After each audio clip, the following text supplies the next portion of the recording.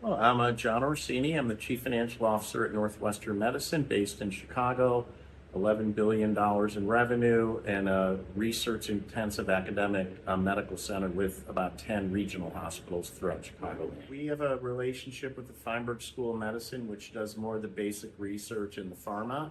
Our focus has really been on more biotech, remote monitoring. We're doing a lot with the digitization of radiology. Remote monitoring, and also using AI to help develop pathways to get patients into the right place. And we've also been working on chatbots and things to create administrative efficiencies so a bot can communicate with a patient as opposed to a human.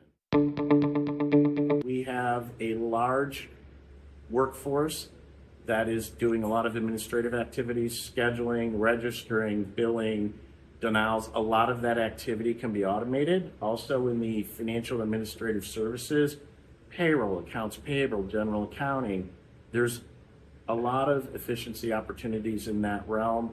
And then also using, we are doing ambient listening, so helping build out those sort of products, but then also using AI for predictive analysis for a patient. You know, this patient has a high likelihood to have A, B, and C, and really get that closer when the patient comes into the hospital so we can start the treatment plan more quickly on them. It's really a lot of, right now, lab testing and trying to figure out what's going on, but using these large language models to help predict what some of the outcomes are, we're starting to see real potential for efficiency, reduced length of stay, reduced readmissions, and that sort of thing. Because we have one medical record, we have a very deep medical record, so we're able to, through large language models, train agents, and it has created a lot of efficiency. About 40% of our interactions now are with the agents as opposed to humans, and these are generally positions that have very high turnover and high training, so it has created efficiency for us. And you know, the imaging platform we've developed has improved radiologist productivity about 45 to 50%, and it has also identified secondary findings which are really good for the patient that can be followed up on as well. Our Chief Information Officer, because a lot of our ventures is technology based, is our Chief Information Officer, but also leads ventures.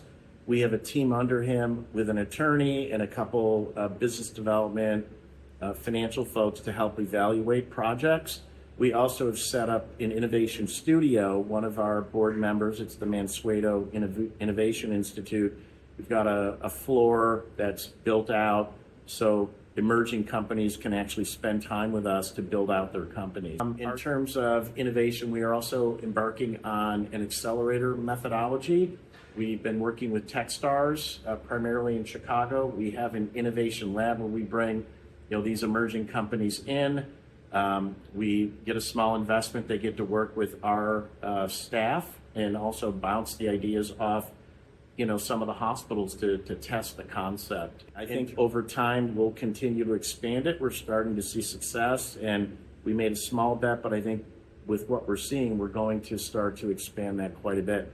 We're looking at an accelerator in London because of our relationship with the London Clinic, and we view this as global, just not, in the U.S. based. There's a lot of interesting work going out there all over the world.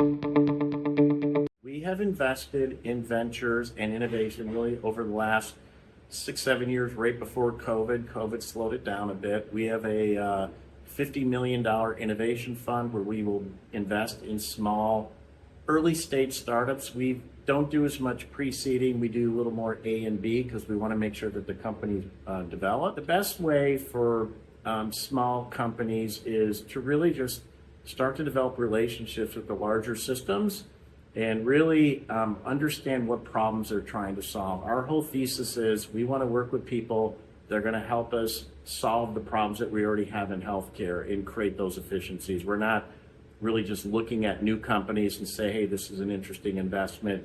We have a large investment portfolio that does quite well in that, and but we do have a lot of problems and inefficiencies in healthcare, and small companies that understand that and can approach us, we listen to them. We will take a meeting with them.